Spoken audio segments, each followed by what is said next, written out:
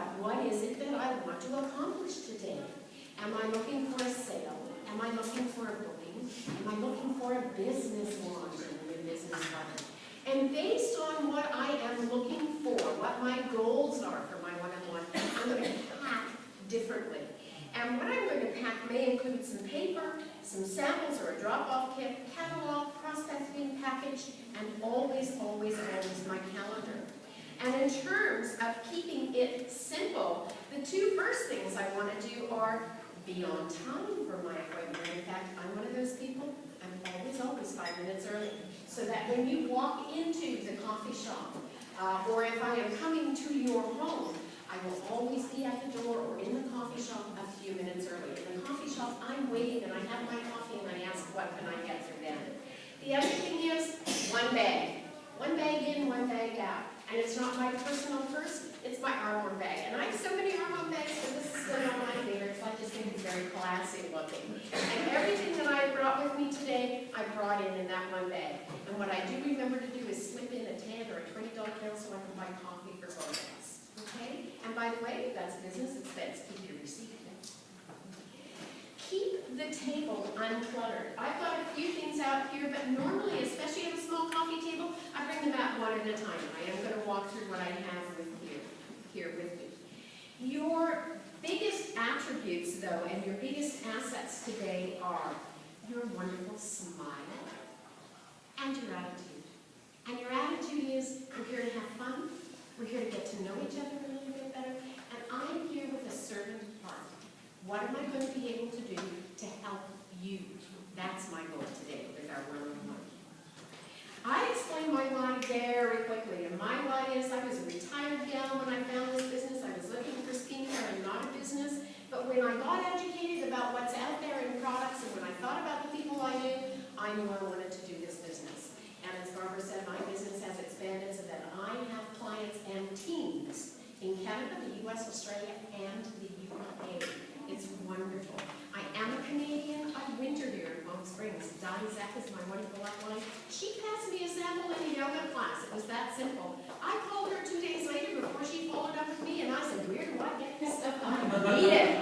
Okay? That's how simple it can be to bring a business builder onto your business. Always introduce both the business and the opportunity.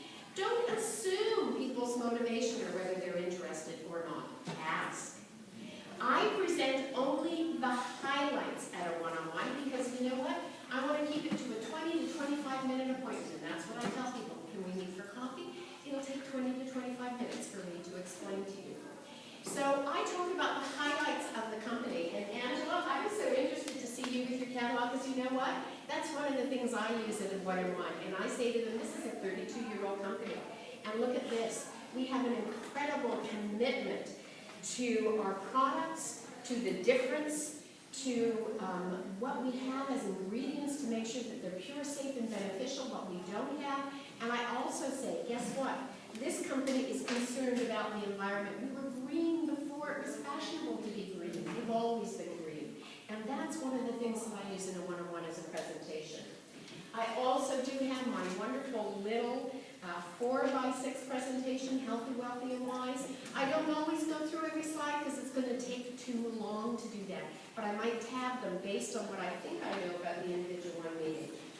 The other thing that I love to have are our before and after photos, and I have tabbed them too, and I've tabbed all of the interesting RE9 ones, and I explain that the pictures are great because these are real people, they're not models, they're not retouched.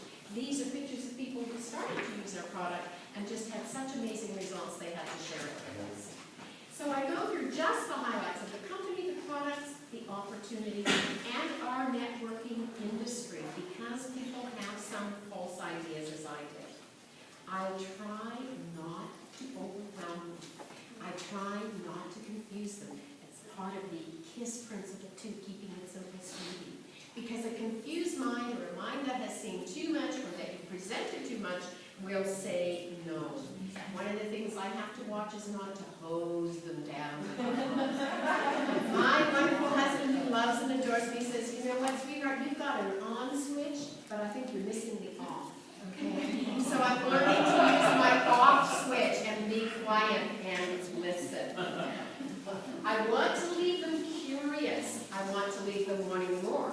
I also am going to give them some written materials and some product to take home. So the written materials are going to be, in this particular case, and I'm going to run through how that works, a prospecting package. And I use a very simple white folder that I buy very inexpensively with our wonderful Arbonne sticker.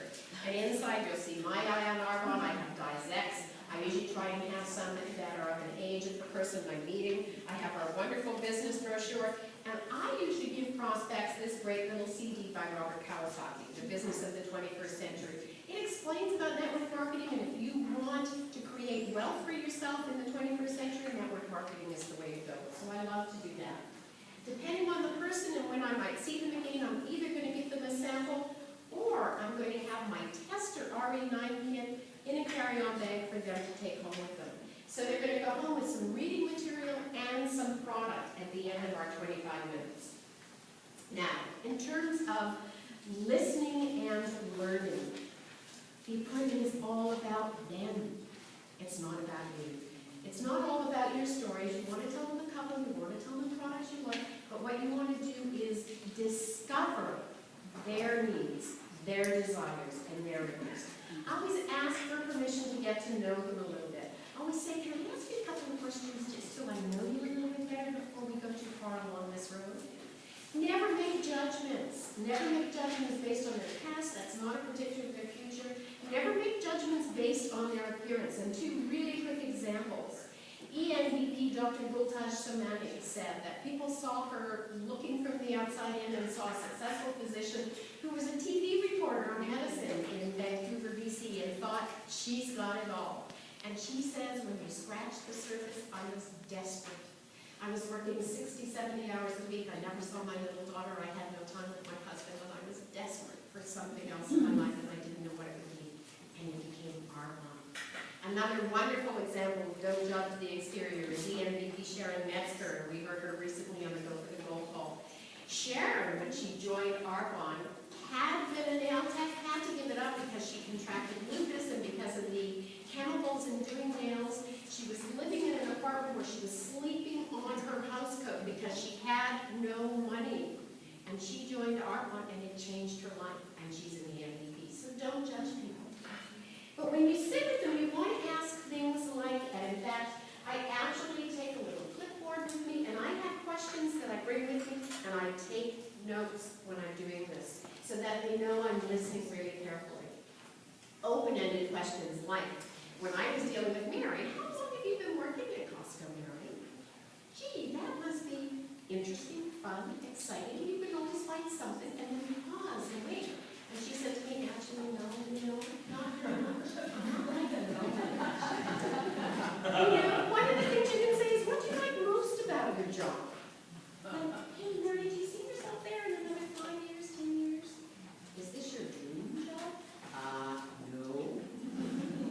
Are you open to options and alternatives? Mary was, she said, yes. Have you got one? I said, I'm just looking. What is the one thing you would change about your life or your job if you could? And how would that impact you? What would that mean to you? Then you can ask, if you think they're more product-oriented, what's the one thing you might change about your health or your skin? What would that mean to you? What would your life be like? Then, as I say, you're going to take notes, listen for their needs, listen for their interests. And you're going to be thinking about, what do I have to offer them? What can I offer Mary? How can I serve her? Does she need additional income? Time freedom? Better skincare? Weight loss or better nutrition products? Is she looking for a business opportunity? Might she want to host a party or earn new products? All of the above? Near the end of our conversation, I really recommend that you summarize what you've heard and say it back to them. So first of all, that ensures that I've understood what Mary has said to me. And second of all, it reassures her that I've really been listening. And you want to empathize.